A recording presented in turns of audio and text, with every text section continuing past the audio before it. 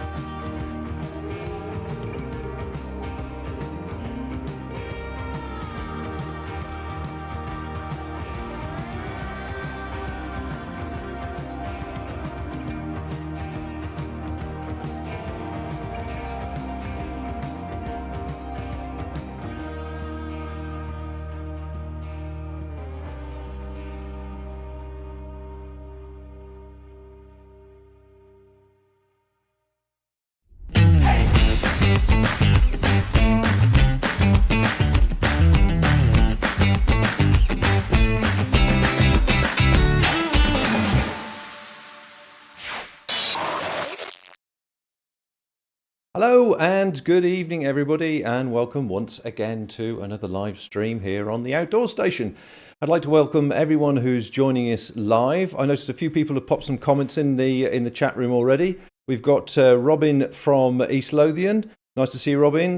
We have Smoggy from Brecon. Dave Fowler, and he's looking from South Gloucestershire. And would you believe we have someone from the last of the remaining EU countries, Germany, joining us. That's Roman from Germany, obviously. So welcome, Roman. Welcome, everybody. And welcome, of course, everybody who's watching this live stream or the recorded version of this live stream after the event. Perhaps you can join us one Wednesday evening. We're trying to do the same every week if we can, every Wednesday.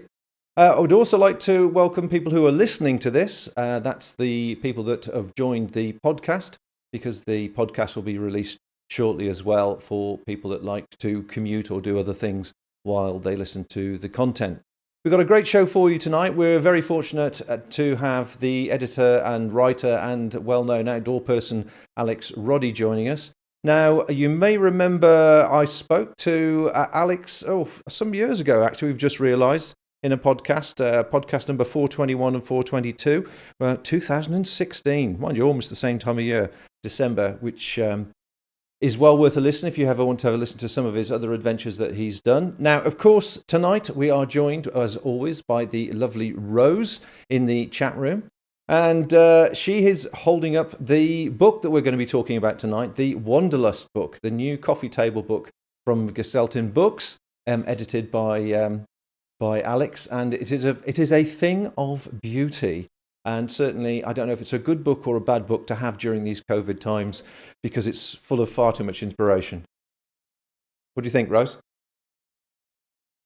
It's absolutely beautiful. I could just spend all my time just looking through here, and just makes you have itchy feet. Even though you can't get out at the moment, it's a good sort of escapism for a few minutes. Cup of tea, cup of coffee. Fantastic. And of course, you can actually win a copy of the book tonight if you stay tuned to the end of the show, and we'll tell you a little bit more about that as the show progresses. But of course, our guest tonight is Alex Roddie, and welcome, Alex. Nice to see you here. Hi, Bob. Nice to see you. Thanks for inviting me back. You're more than welcome. I think 4 years is a reasonable gap to have a double dose of Alex, so we're fine on that score. Now, first of all, I must congratulate you, because I realised you've just recently become editor of Sidetrack magazine. Is that correct? Yeah, that's right. We're just starting to work on the next issue. So, just a brief question: how do you fit it all in? Because you do an awful lot of writing and an awful lot of walking. How do you manage to get it all in and life as well? Yeah, well, it can be challenging at times, and increasingly it's down to saying no to things, unfortunately, and just good kind of scheduling skills, I suppose. Excellent. Okay. Well, tonight we're going to be looking at the Wanderlust book, which you've been editor for, or co-editor. I'm not too sure I've got the title correct, but I'm sure you can fill us in on that. So would you like to explain to us, I mean, certainly I'm very curious, and I'm sure all the listeners are as well, a book like this, which contains such a wealth of outdoor knowledge and outdoor routes, certainly a very diverse range of routes, from the technical to the what I should say, easy and tongue-in-cheek sort of thing, easy walking routes. How do you go about actually putting something like this together? Well, it was quite a process, really. It began late last year when Gestalten contacted me out of the blue and said, would you be interested in working with us on this new project? They published several similar books before, mostly with Cam Honan, who's a very, very experienced long-distance hiker. And he had worked with them on the Hidden Tracks and Wanderlust USA, but they wanted to create a similar book about Europe's best trails, mostly long distance trails. And the main criterion was just quality. You know, it wasn't necessarily about the hardest routes. some of the routes in there are very, very hard, but there's also some relatively straightforward ones as well. And there's also plenty that you might not have heard of. So we really kind of worked on the book as a team. My role was, as you say, co-editor, but I wrote the vast majority of the written content for the book as well. And it was really a massive research project that started with kind of nailing down that list of routes initially, which could be quite challenging at times because we all had different ideas of what we wanted to include, me and the rest of the team at Gestalten. And but in the end, we managed to get a really good spread throughout Europe in the widest possible sense, really. I mean, we've got a couple of routes in Iceland. We've got one on the Canary Islands, so there's a big spread. And we worked on it. It was a collaborative effort. We mostly worked via Evernote, actually, and it was all kind of built up on a very collaborative basis. Lots of research, piles of guidebooks everywhere, lots of looking at maps. It was really kind of it was wanderlust-inducing stuff, as you allude to, particularly during the pandemic. You know, there was me kind of locked up at home during lockdown, beavering away on this gorgeous project, thinking about all these trails I'd rather be doing. So, I mean, I don't think you mentioned time. How long does it take to get the genesis of a book like this together? Well, it was actually a very tightly focused project, really. So we began, I think it was November, they first contacted me, and the vast majority of it was written within 4 months. And I think it's about 60,000 words.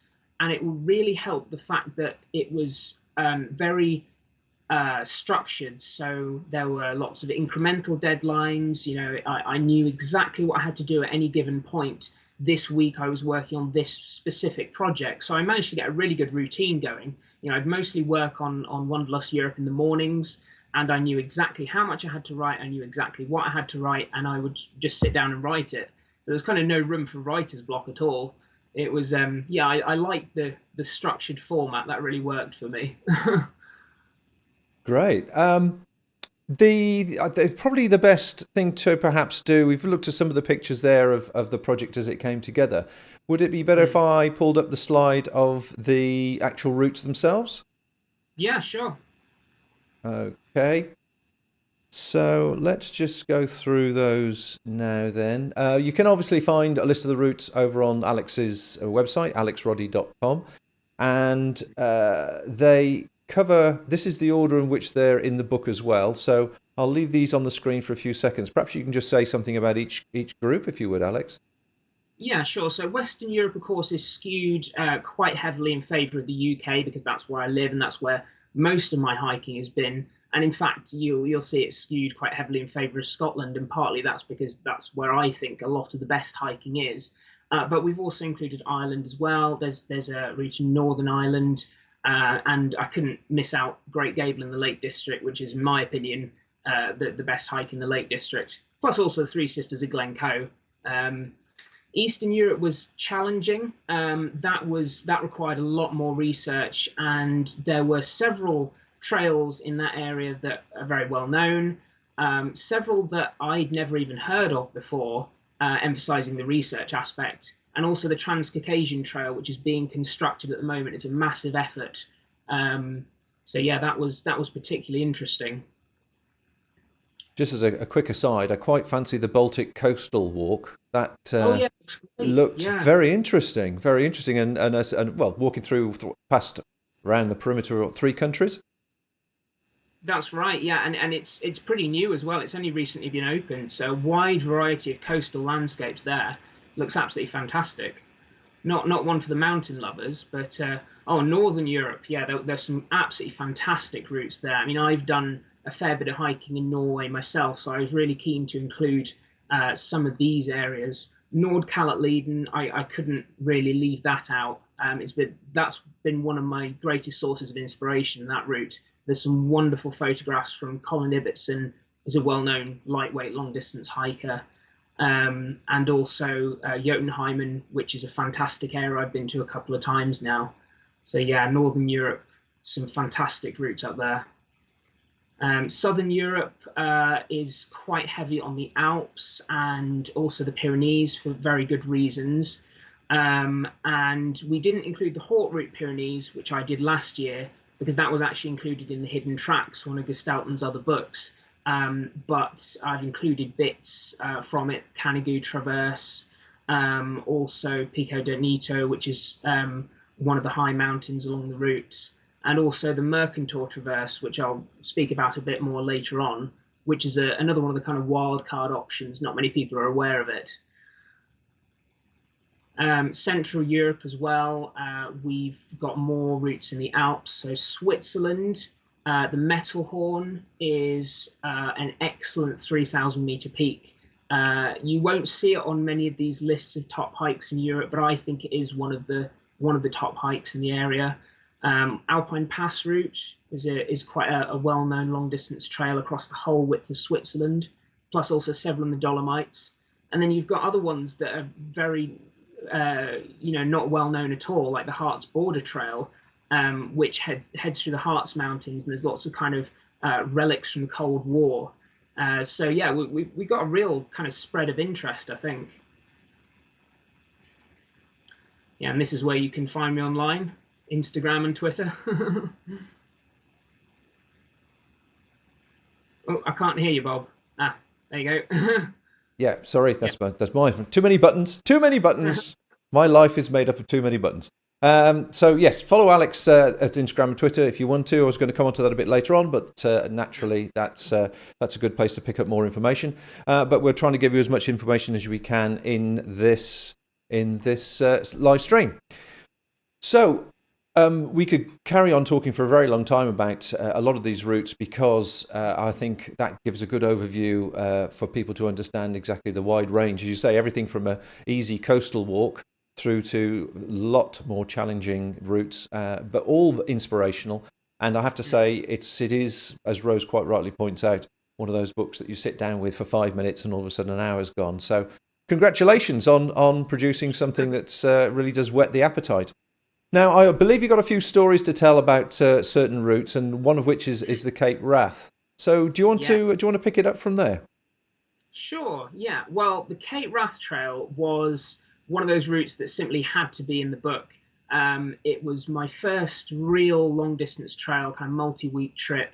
And the map you're seeing now is the map of the route that I took in 2019 for my winter hike.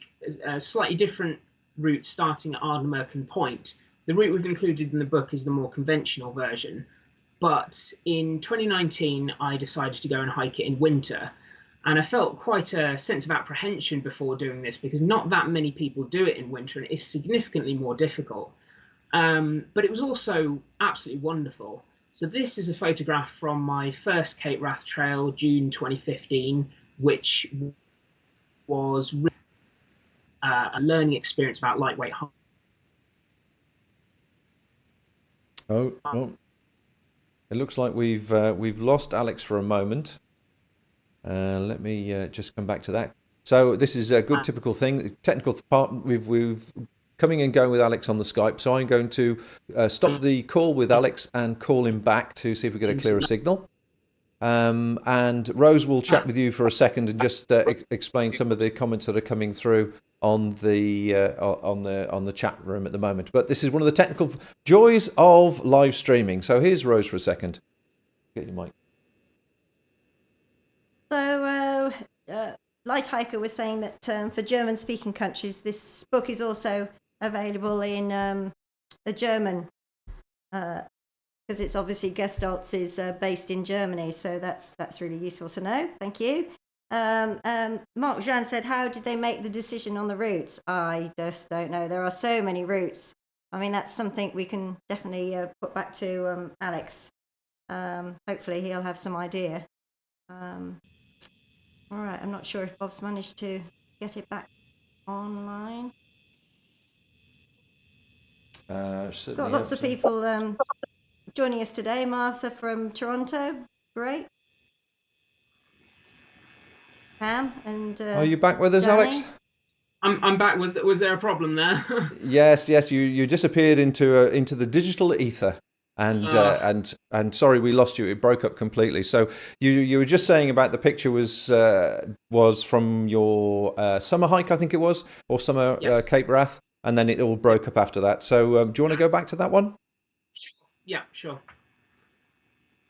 Right. So yeah, that was my first summer trail, and it led me to think, maybe a winter journey would be something I might want to do, particularly Knoydart. You're seeing Knoydart there. It's a very, very wild area. And in February 2019, I set out to hike the Cape Wrath Trail from Ardnamurchan Point, and I saw very, very few hikers. By the time I got to Corryhully Bothy, which is there, and rejoined the standard route of the trail, I was feeling pretty beat up in a way because my tent had been leaking. It was a sample I had on review, and unfortunately just a faulty sample. It does happen sometimes. So I rocked up the Bothy and had to wait there for a few days for my brother to get my replacement tent and bring it up, and he was going to join me for the walk through Knoydart. And while I was at Corryhully Bothy, which is beneath the mountains above Glenfinnan, which is it's a lovely area, but it's quite near the road, so it's a relatively popular bothy. There was a few guys who came in at the same time. So there was Mike and Lewis. We went up onto the mountains above Glenfinnan one day, and then I think it was the day before that. It was late at night, and this kid comes in. This young guy. It was about probably 10:30 at night, and absolutely soaking wet, streaming with water. He looked exhausted, and he just kind of crashed into the bothy, and he started brewing up, making some super noodles. And he said, I think I'll head on to the next bothy. And one of us said, well, do you know how far it is to the next bothy? And he decided to stay for the night, but it turned out that he was actually hiking Land's End to John O'Groats, and he decided to finish by the Cape Wrath Trail and then along the north coast of Scotland. And this guy had this amazing story. Speaking to him that night, he was kind of pausing when doing his A-levels to hike this incredible long trail, and mostly funding it through an eBay business, actually selling ultralight gear that he'd made himself. And yeah, he'd got this far and he was doing incredibly well, but he'd never done any long distance hiking in the Scottish Highlands before, and he didn't really know what was ahead. And I'd seen the weather forecast, and I knew that there was going to be a thaw on and a lot of heavy rain. And so I was a little bit concerned about how he'd do in Knoydart. But anyway, long story short, I kept going with my brother James. Skye went a slightly different way through Knoydart, and I didn't actually see him for, I think it was nearly a week. That's Skye walking off into the distance there at our last meeting. But I met him the next time at Mulbury, which is a very remote bothy, very, very beautiful bothy. I turned up there very late at night. I was exhausted. I was soaked because there's a river crossing right outside the bothy that I'd forgotten about, and I had to wade through it. And I was drying my socks over the stove. And oh no, sorry, it wasn't at Mulbury that I next saw Skye. That's when I saw Skye's entry in the bothy book. It was at the schoolhouse bothy. That was it, and that was, I think, quite a number of days after that. And at the schoolhouse, I think it was about 6 o'clock in the morning. I was still asleep, and he came blundering in and woke me up. And basically, we kept leapfrogging each other. So he had told me he was going to do these really, really long days to try and get ahead of his schedule, because he basically had to go and do his exams. But it didn't quite work out, and he had a niggling injury and various gear problems. And for every kind of massive 30-mile day he did, he had to take a much shorter one. He was a little bit concerned that he wasn't going to get to Cape Wrath in time, and that the weather would really close in. But he seemed in high spirits, and off he went. And the next time I saw him was at Glencool Bothy in Assynt, and he was knackered. He was absolutely knackered. I got there at about probably 1 o'clock in the afternoon, and he was still asleep. He'd had this awful epic descent of of the trail down past Isa Cualalwyn, the highest waterfall in the UK.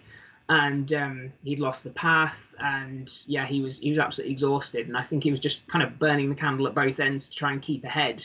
And we had a bit of a chat and made sure he had enough to eat, and yeah, he was fine. And I last saw him kind of following me at about a mile behind, and yeah, I heard from him after finishing the trail, he completed successfully. He did it. So absolutely amazing achievement. Land's End to John O'Groats in winter via the Cape Wrath Trail, 16 years old. Yeah, when you said earlier on he was 16, I mean that is a heck of an achievement. But gosh, his parents must have been panicking about him, surely. He told me that they were kind of keeping tabs on him. So he had I think it was an inReach or a Spot, and they knew where he was, and occasionally they'd meet up with him, and he'd check in basically. So yeah, but even so, absolutely amazing achievement. Yeah. Well, I have to say, I have done Cape Wrath in better weather in May time, and that scene there was one of great relief. I seem to remember just going the last 2 or 3 kilometres across such boggy ground. Was really tough going. But I was with Lee at the time. We had to walk from there down to get the ferry or the boat across. Is there a bus running now? There is a bus that runs sometimes that you can occasionally flag down or get a lift with, but both times I've done it, I've had to walk. And in fact, in winter, the ferry isn't even running across the Kyle, so you have to walk all the way around the back, which adds about, I think, at least 10 miles onto the journey. It's very, very boggy ground. So if you do it in winter, definitely factor that in. You can't get the ferry. Yes. It's after such an epic trip, there's nothing more frustrating than not being able to get the transport to just make things a bit easier, especially when you can smell the coffee and the chips in Durness. It's not a good feeling. Okay, so that's the Cape Wrath. Now, the Tour of Monte Rosa is another one you want to talk about. What are we doing for time? We're 20 past now. I'll tell people about the competition shortly, but do stay tuned. We'll be releasing the details on how to enter the competition and win a copy of the book. Anywhere in Europe, by the way, it doesn't matter where you're watching from. In Europe, the book will be shipped directly from Gestalten Books. So there's not a problem with that score. So yes, let's talk for a moment about the Monte Rosa. Yeah, well, the Tour of Monte Rosa is one of the other routes that I was really keen to include. And again, it's a route that you might not necessarily see on list of top hikes in Europe, but it is growing slightly more popular. So on this map, you can see that it's a circular route, and it's roughly equivalent to the Tour de Mont Blanc, which is far more popular, in that it's a circumnavigation. So it actually circumnavigates the Monte Rosa Massif, which is Switzerland's highest peak. It begins in Zermatt, which is one of the hiking and mountaineering centres of the Alps, and it begins by heading north. Now, I did this in 2015, and this was at the kind of time when I was really learning about lightweight hiking.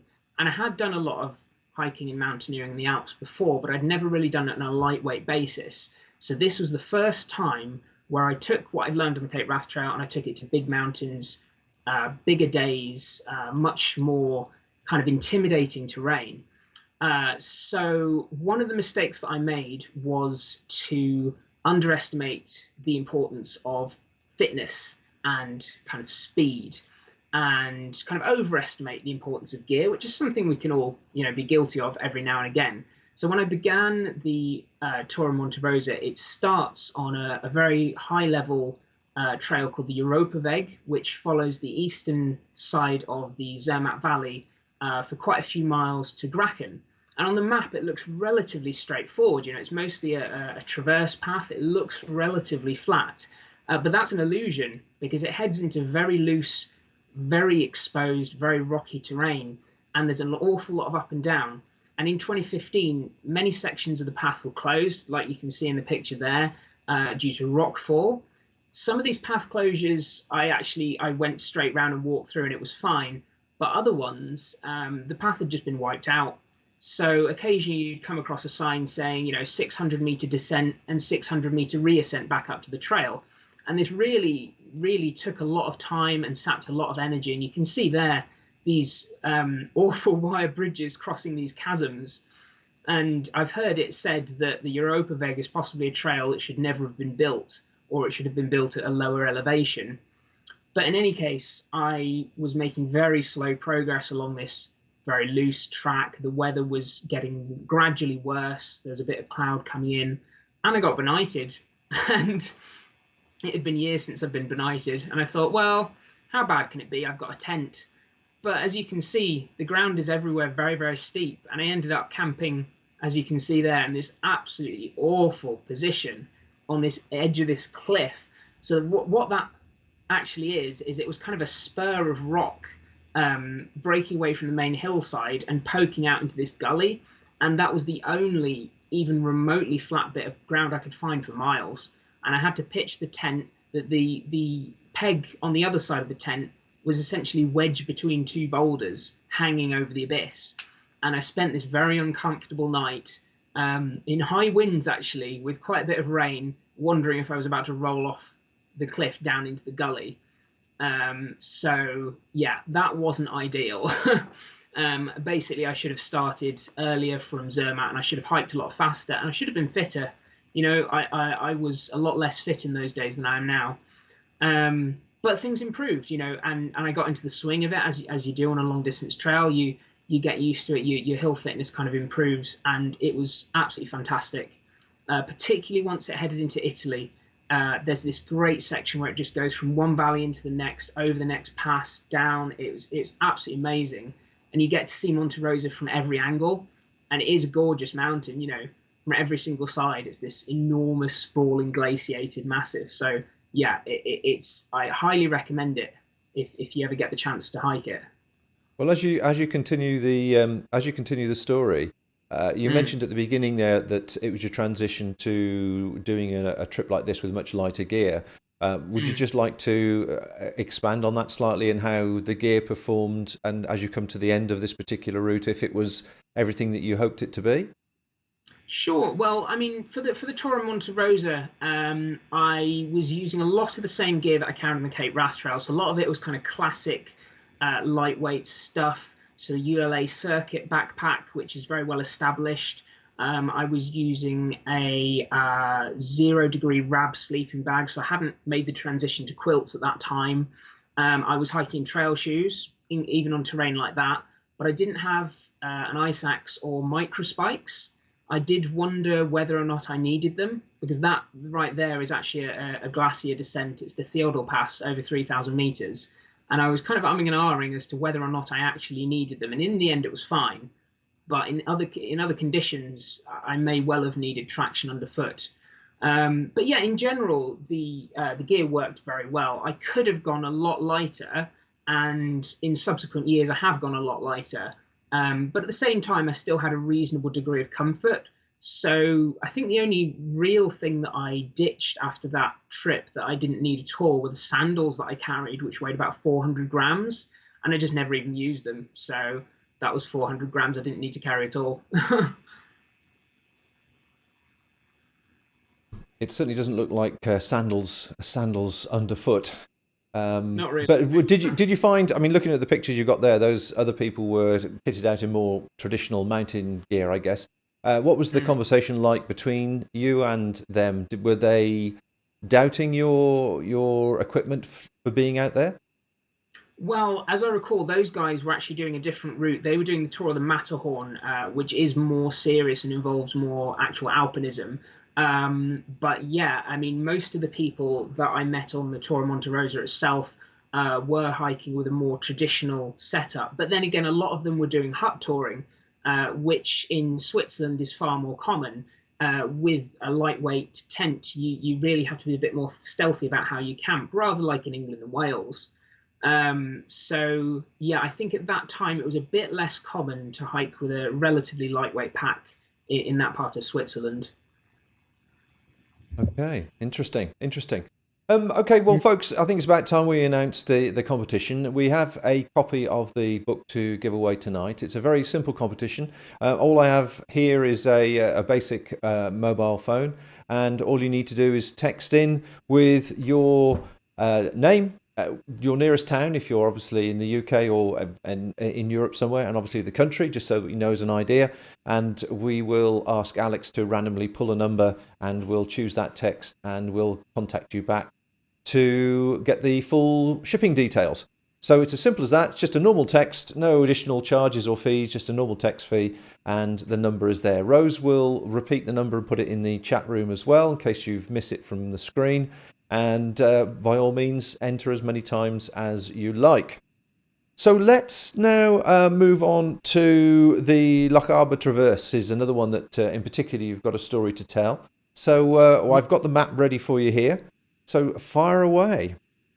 Right. So this one's very special. So this is another one that I argued strongly should be included. It's at the upper level of difficulty compared to a lot of other routes in the book. And it's also relatively short. Most people in summer, we're looking at 2 to 3 days. In winter, potentially 3 days. But it's one of those routes that is the very best of its kind. In my opinion, it's one of the best multi-Munro mountain traverses on the Scottish mainland, certainly. And it's a route that I have dreamed about for many, many years. Pretty much since I started hill walking in Scotland. So right from the beginning, I think I first read about it in Trail magazine, probably at least 15 years ago. And it was billed as kind of the ultimate mountain traverse. And I think there was a photograph, I can't remember who took it, but there was a very evocative photograph looking over the Grey Corries Ridge towards Glen Nevis. And it really kind of stuck in my memory. And the first time that I attempted it was 2006, and a friend of mine from uni and myself, we got on the train, we headed up to Fort William, and we were going to do the Loch Arbor Traverse in September. And we hiked up along Glen Nevis, so we took that approach. You can also approach from the north via Speen Bridge, but we hiked along Glen Nevis, and we both had massive rucksacks, very, very heavy rucksacks. And she fell over crossing a river and had a bad ankle injury. So obviously the plan went out the window. We ended up camping, and as night was falling, we were in the bottom of Corrie Rath, which is the base of the Grey Corries Ridge, which is the ridge to the east of Ben Nevis and the Annex. And she said, well, I'm not going anywhere, but you might as well go up a hill. The weather's nice. So I went and did my first Munro then and there. We just Stobban, the easternmost of the Grey Corries, and I could just kind of look out on the rest of the ridge. And I thought, one day I'll be back. And I got to go back in 2008 with the UEA Fell and Mountaineering Club, and we did the Grey Corries Ridge, just the Grey Corries on that trip. And again, I could look over the rest of it and dream about what it would be like to do the whole thing. Late 2008, I moved to Scotland. I got a job as a barman at the Clackegg Inn, and there were many, many trips up onto Ben Nevis, countless trips onto Ben Nevis, but a few of them kind of really kept the dream of the Loch Arbor Traverse alive. So this right here is in 2009, after I bivouacked at the north face of Annick, and I woke up to this amazing alpenglow on the face, climbed an ice route on the wall, topped out on the summit of Annick, and continued along the western stretch of the Loch Arbor Traverse over the CMD Arret. So that's on a different day. I think that was November 2008 or 9. That was a very, very windy day. So yeah, lots of visits, lots of trips back, lots of thinking, one day I'll do it. And it eventually happened in March 2016, and it was every bit as good as I thought it would be. But by that point, I wasn't living in Scotland anymore. I'd moved away, and I kind of had this idea that, nothing would ever be the same again. I kind of had this idea that the trips that I remembered so vividly, the kind of winter perfection that I remembered so vividly, that I wouldn't be able to kind of tap into that anymore living away. But yeah, everything came together, and it kind of proved to me that it wasn't all over. I could live far from the mountains, and I could still go up and visit, and when the stars aligned, it would be perfect. And this right here, this was my camp. just beneath the summit of Stobkori Claurig. There was the aurora overnight, Alpine glow over the ridge, and I took my time over it. I camped again beneath the ascent up to Carnmore Jerrig, and that was also another very, very fine camp. And enjoyed the CMD arete, finished on the summit of Ben Nevis with this amazing temperature inversion. I think you've got a photograph of it somewhere, a temperature inversion from the summit of the Ben. It was just... Oh, can't hear you again, Bob. Before we come on to the temperature inversion, Yeah. This camp that you've got there was obviously on the lightweight front, on very cold conditions. For people that might be watching this that have never experienced anything like this, that have normally take everything and camp in an enclosed tent with everything, you're obviously just using a bivy bag, possibly underneath the tarp there. And would you have a quilt in that? How comfortable were you for people that would like to experience something like this? Sure. Well, I was very comfortable. What I will say is that the weather forecast was perfect, so I wouldn't take a setup that light in winter conditions unless I was absolutely convinced that the weather would be suitable for it. So the shelter is actually a poncho tarp by sea to summit, so you can turn it into a poncho for waterproof protection. I didn't, in fact, have a bivy bag at all. I didn't even bother carrying one. So that's just literally a sleeping bag. I had a foam roll mat to insulate me from the snow, and a ground sheet made from an old survival bag. It probably the lightest tarp setup I've ever used, and I was perfectly comfortable. It wasn't actually as cold as you might think overnight. I think it only got down to about -1 or 2. But it's just this sublime camp. I woke up to see this temperature inversion over Glen Speen, and the inversion didn't really let up all day. It was just one of those calm, clear days with cloud rippling in the glen below and kind of eagles riding thermals overhead. And even the following day, the inversion, if anything, it intensified. You can see there, that's me heading over the Grey Corries Ridge. Conditions were great, solid snow. A few bits of it were a little bit... Oh, I've lost him again, have we? Bare. In the distance. We lost you for a second. Are you still with us? Oh, yeah, I'm still with you. Can you hear me? Yeah. Sorry, we lost the audio then for a second, but do carry on.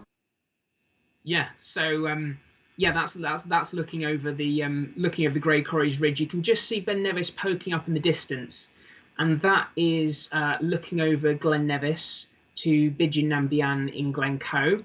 That was one of the peaks that I climbed many, many times when I lived at the Clackegg, and that photograph appeared in the book as a double-page spread, which I'm quite pleased with because I think it's one of my favourite photos. That right there, that's the technical crux of the route. So this is why in the book I take pains to explain that it is a very advanced route for advanced hikers only. This is a grade 1 snow face, very, very steep, threatened by avalanche risk. That's a very large cornice that's collapsed at some point. There are several possible routes at that point to get up onto Alnwick Beg, and they're all quite difficult. But in the conditions, it was fine. And that's looking over the CMD arete, which is a famous grade 1 winter route, this beautiful, slender rock ridge that heads all the way out to Ben Nevis. And, anyone will tell you it's the best route that kind of mere mortals can take to get to the summit of the Ben. It's not that difficult, but you do have to have a head for heights, particularly in winter. Yeah, and there you go. It certainly looks like it. The summit. Beautiful, wonderful. Beautiful. Yeah, if anybody's never seen an inversion, it is a thing of beauty. It's like you've woken up in a different era, isn't it? Somehow, a different place completely. As you can hear, the phone is beeping, and we're getting loads of entries. So by all means, folks, do text in your basic details that's there on the screen at the moment, and we will pull one out of the hat shortly. Now, as we progress through this, in the next 5 or 10 minutes, Alex is quite happy to be answering any specific questions you might have about anything in the book, or some of the routes that he's been discussing, or some of the things he's perhaps learned from taking the leap to going and traveling and hiking great distances using lightweight equipment.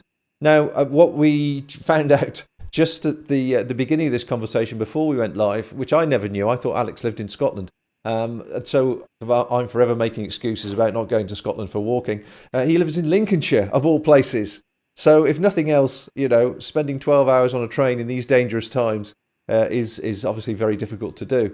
But no excuses, no excuses. He's got me out of a really bad excuse now. I don't know what to use anymore. Anyway, we'll carry on with these, and then I think we've got another one to talk about in a second. Yeah. So for me, that really does epitomise perfection in the Scottish mountains. I'd never had a day like it before, even all the time I lived up there.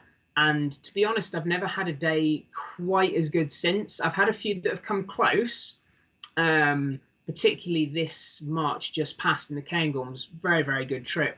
But that really was perfection.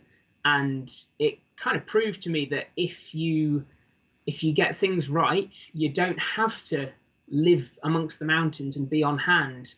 You can live far away, and if you get everything right, you can experience these wonderful conditions, even if it's only kind of once every 10 years. Marvelous. Okay, so that's the end of that section. Again, here's the details for people who want to enter the competition. And as I say, Alex will be taking questions later on. By all means, if you wouldn't mind putting a capital Q at the beginning of your question, just so it's easier to spot in the chat, which I've got in front of me at the moment, which is popping up on the screen. That makes life easier for Alex. Now, I believe we're going to talk about the Mercantor Traverse, yeah? Yeah, that's right. Excellent. Okay, well, I'll just pull up the pictures.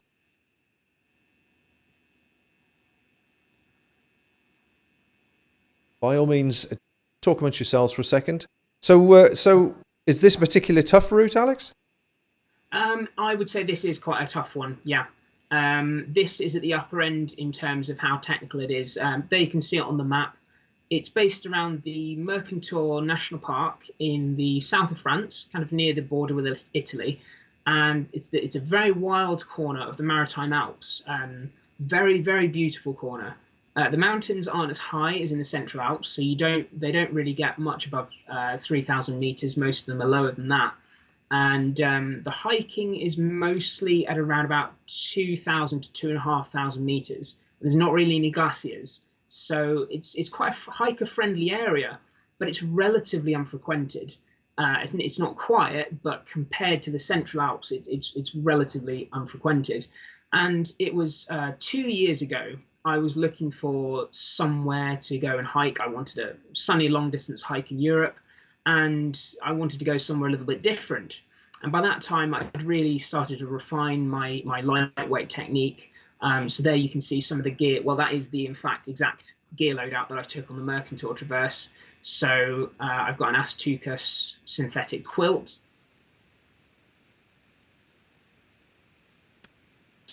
It looks like we've got a few Skype problems again tonight. Hang on a second, Alex. If you can hear me, can you hear? I can hear you now. Yeah, you got as far as the quilt, and then we lost you. Try again. Yeah. So the quilt, Astucas Cestrals, that served me very well. Salomon trail shoes, which I'm still using very happily, and that pack is an Atom Packs Prospector. It's a British pack manufacturer based in the Lake District. And that was the very first carbon framed one. And so for me, this took the lightweight learning curve that I'd begun 3 years earlier on the Tour of Monte Rosa, and it really kind of pushed it right to the edge, because I would be heading to much more technical terrain. I'd be having to hike much longer miles. So this is an example of the kind of terrain that the route begins with. And it looks absolutely idyllic, and it pretty much is as idyllic as it looks. The first part of the route goes up onto this big frontier ridge, and it just follows it for 20 odd miles. And at first, it kind of goes in and out of these amazing cirques, following a path that makes use of old access roads for hydro works that were put in, I think, during the war. But then it soon becomes significantly more technical. So it heads up right up onto the ridge crest. And my concern with this route right from the beginning would be what happens when the inevitable thunderstorms come in. Because as anyone who's been hiking the Alps knows, this is an occupational hazard. You do get thunderstorms in the summer that come in. They tend to come in the afternoons. And a lot of the time you have escape routes. You'll be able to head lower, or you'll be able to find a hut. But on this route, there weren't really those options at all. There are huts occasionally, but there really aren't any escape routes. Once you're up onto that crest, you're basically committed. And I got clobbered by a thunderstorm. I was able to hear it coming up behind me for several hours, and I just kept hiking faster and faster in the hope that I'd be able to get somewhere where I could have some shelter. And the terrain got more technical. So this ridge, it doesn't look so bad, but it soon steepened. And you've got kind of grade 1 scrambling to begin with over the crest. And then when it got a lot steeper, further up, you're kind of looking at grade 3 scrambling in the mist, and me thinking, have I missed the footpath? So this is definitely one of the more technical routes in the book. And there you have the culmination of my thunderstorm adventure. So I ended up legging it down this corrie with lightning exploding all around me, kind of strafing the ridge, kind of thinking, can I get my tent up before the heavens open? And I just about managed it. There was one place where it was possible to pitch a tent between 2 boulders, right there. And to be honest, it was a terrible pitch, because obviously everyone had pitched their tent there, and the ground was very compacted, very kind of dished down, which, as any ultralighter will tell you, is not a good place to camp, because when it rains, it fills up with water. And I didn't have an inner in my tent. I was used to using the fly sheet, and I didn't even have a bivy bag. It was just a basic plastic ground sheet and my sleeping bag. And the whole thing got flooded, and I got soaked. And it was, I loved it, to be honest. It was great fun. After that, the weather improved, and I didn't really have any more serious thunderstorms that affected me high up. For the rest of the trail, you have all these big ups and downs. So this is on the GR52 section, which is the best known section of the trail, and it's absolutely tremendous. Some of the very best hiking I've ever done. These massive mountain landscapes, and you've got these huge passes. One day on the trail, I think I did 3 passes, well over 2,000 meters, and it's just this amazing landscape up and down, kind of scrambling over rocks, snowfields. It's just absolutely wonderful. And it ends at the Mediterranean Sea. So there you can see, heading up to one of the passes, there wasn't quite as much snow as I feared there'd be. The snowfield wasn't continuous at the top, but I packed an ice axe and microspikes this time. I learned my lesson from the Tour of Monte Rosa, and I did use them, and I did need them on other passes. So I was glad I took them. They definitely were worth their weight. And that's the view of Menton, which is a city near Nice on the Mediterranean. So you've got this big change in environment as you head down from the high Alpine, where the weather was a lot more kind of variable and generally colder, and it just gradually got hotter and hotter as you descended towards the Med. The terrain changed, the wildlife changed. You could hear the hum of cicadas in the background, and it just suddenly became very arid. Water became a big problem. Last day there was only one water source, which was a bathtub filled with awful stagnant brown water. So water filter very important on that trail. But it was wonderful. Highly recommend it.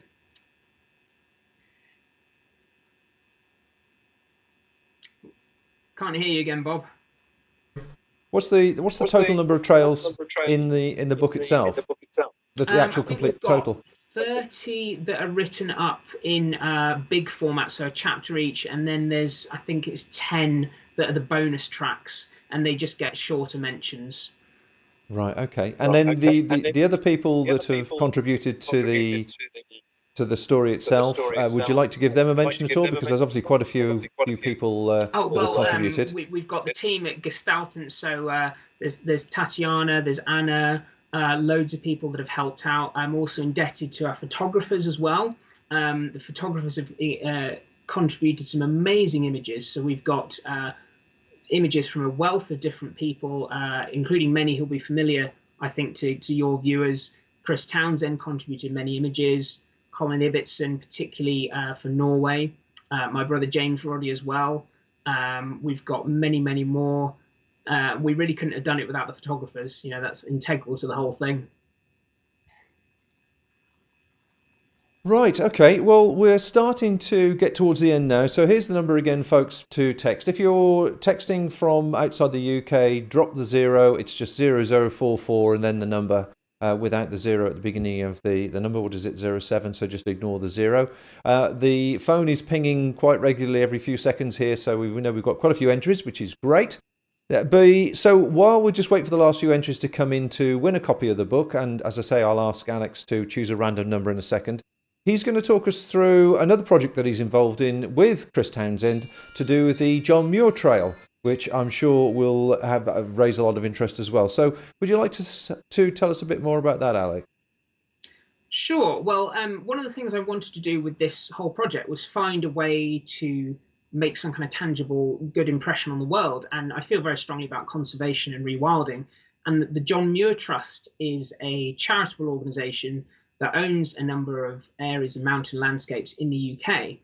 And several of the trails that I included in the book, including the Cape Wrath Trail, they actually pass through areas owned by the John Muir Trust. So I thought I would run a fundraiser, and me and Chris Townsend are doing it together.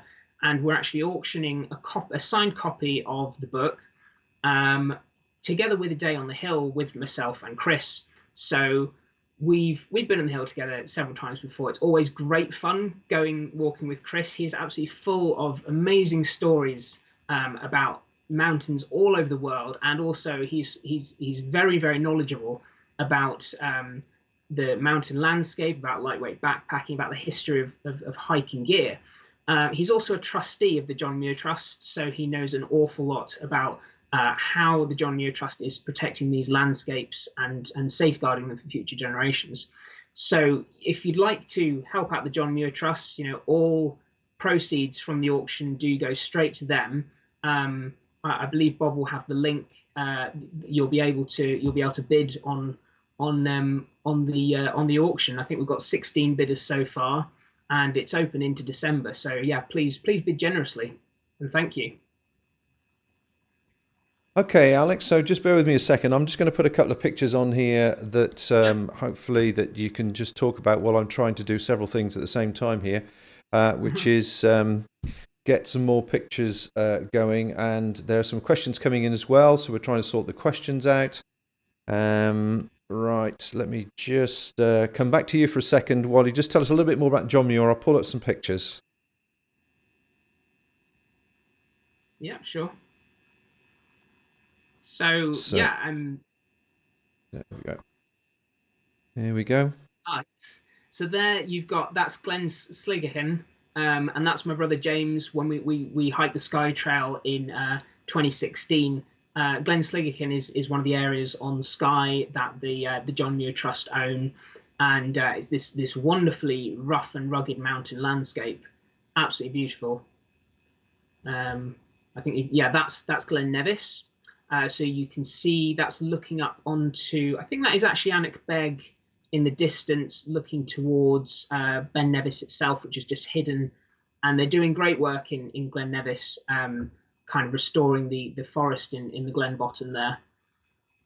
And of course, that features in the Loch Arbor Traverse. That's Glen Nevis. That's near the Poldhu climbing crags, which any climbers amongst you might recognise. Used to do quite a few routes on there myself when I lived in the area. So you can really see the forest starting to return. Many of Scotland's landscapes, they don't feature as many trees as they used to. That's Loch Corrusk, again on the Sky Trail. Absolutely wonderful environment. I don't believe all of the Loch Corrusk Basin is owned by the John Muir Trust, but it's I think it's on the edge of it. but it's one of Scotland's most amazing mountain landscapes for sure. I can't hear you, Bob. Thank you for telling me. Last moment to enter on the phone. I've got quite a few entries pinging in here at the moment.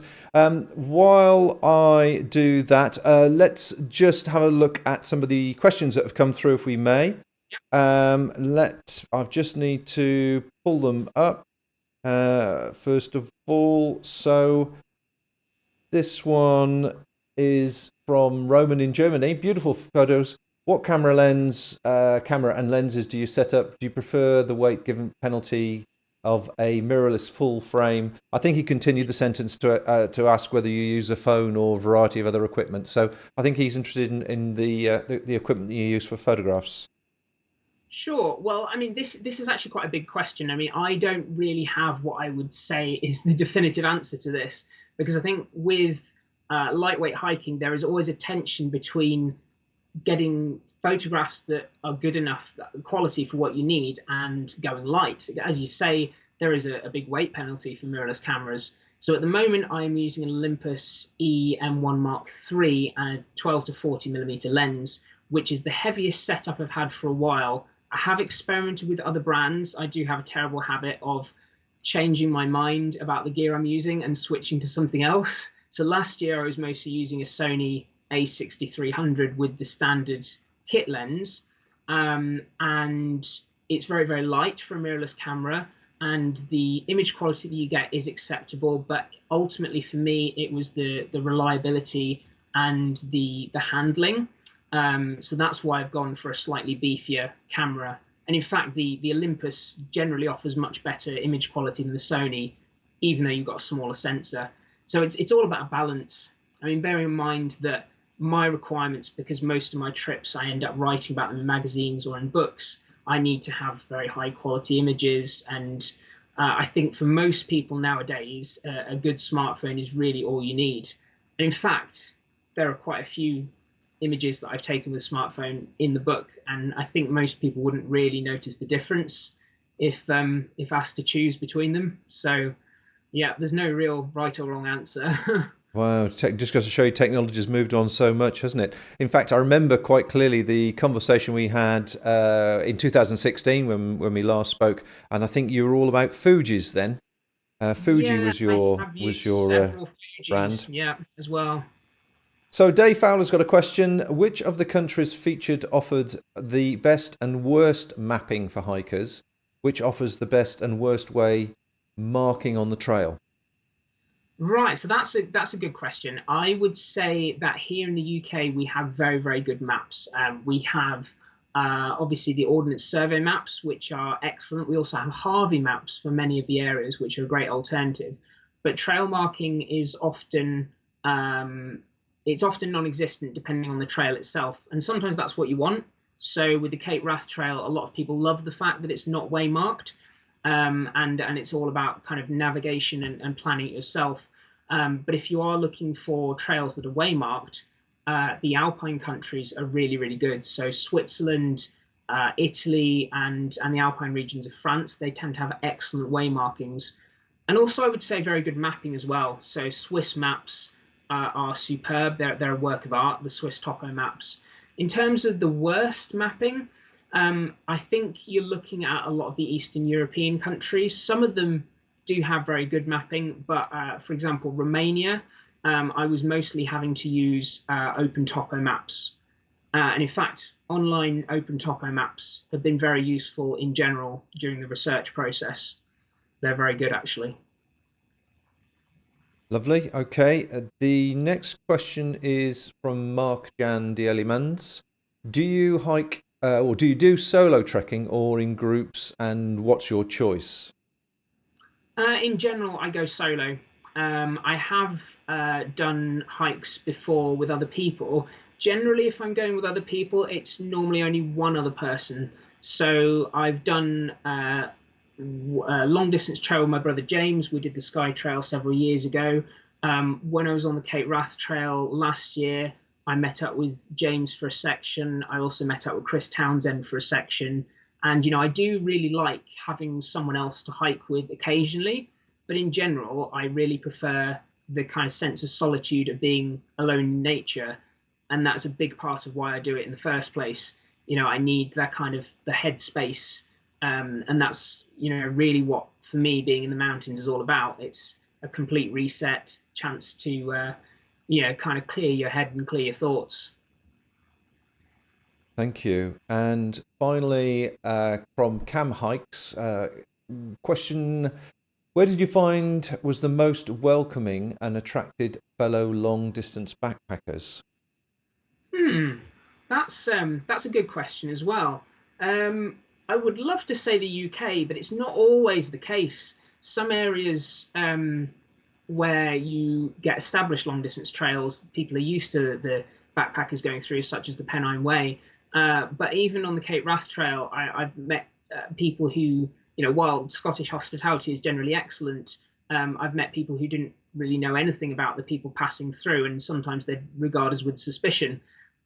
Whereas Pyrenees, I found incredibly welcoming. So both on the Spanish and French side, people are often very friendly towards long distance hikers passing through. I think there's a great trail culture over there in general, actually, to be honest. Well, that's super, Alex. Thank you very much indeed for taking the time to answer the questions. And thanks everybody for making the questions, writing the questions.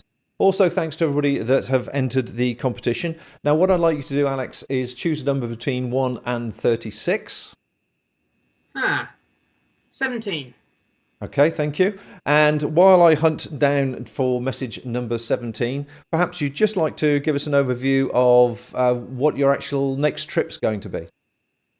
Okay, right. So next trip, this will be very much dependent on COVID-19 and what happens. But I have a big winter project coming up in February 22 that I've just started to plan, and I'm not ready to announce what it is yet, but a number of my trips next year are going to be recce missions for this. So in the Scottish Highlands, I'm going to be doing journeys into the Cairngorms and other places to kind of check out routes. I did have a route planned for my TGO challenge this year, which is west coast to east coast of Scotland. TGO challenge was cancelled due to the pandemic, and I would love to actually do it this year. Next year, of course. Maybe in May or June, if the world is in a better place by then. We'll see. Yes, indeed. And also it'd be interesting to see the impact that the COVID's had, obviously, in the rural economy in Scotland, because the TGO does tend to sweep through and share the green pound as much as possible. So we do hope they're all still managing okay. Okay, well, we have a winner. Oh, the phone's just gone on lock. We have a winner, and the winner is Martin, aka Smoggy, and he states, the book looks fantastic and I would love a copy. So Martin, you've just won a copy. So if you would either like to just text me through your shipping details, I'll make sure that gets passed on to Gestalten Books and they will send you a copy forthwith, which would be really good. So final things then, really, just how to follow everybody. Obviously, as we mentioned earlier on, please follow Alex if you haven't already on Instagram and Twitter. Here is quite a conversationalist on these mediums, so that's well worth having a look at some of Alex's links and some of the people he talks with.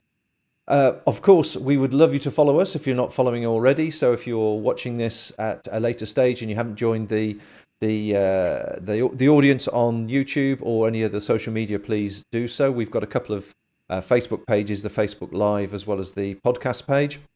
And just a small reminder that we are, in fact, the longest running outdoors podcast in the world. And we've been doing it since 2005. And we've got well over 530 podcasts in the library, which are there with delightful people like Alex as well, and Chris Townsend, all sorts of conversations. And you can find us on all the usual places where you get your quality podcasts. So that just leaves me to say thank you very much indeed, Alex, for your time and this evening. Thank you so much for the work you've done on the book. Thanks to Gestalten Books for giving us a copy to give away, or giving a copy away on our behalf, which is really good. And we can only say that hopefully it won't be another 4 years before we see you again. Yeah, well, thanks for having me, Bob. It's been great fun. Excellent. Okay, well, we look forward to having those trips, and we hope you get a nice winner as well, or somebody that will join you and Chris on the hills. As you say, it could be a day full of conversation and hiking, which it will be full of information, and I'm sure most enjoyable for everybody. So I'll say my farewells. Thanks to everybody that stayed with the stream. Thanks to everybody that's watching the stream after, and please stay tuned and put your name down on the subscriber list so you get to know about future events. So with that, I shall say my farewells. Bye, Alex. Take care. Thanks a lot. Cheers.